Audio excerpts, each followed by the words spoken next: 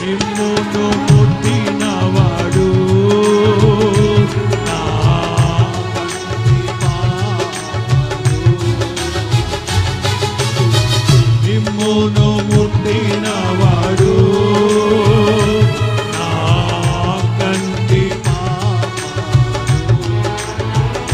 ముట్టునని సెలవిచ్చిన దేవుడు కాచెను గదగా.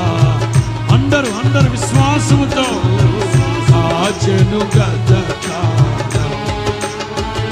ముట్టునని సెలవిచ్చిన దేవుడు కాచెను గదగా.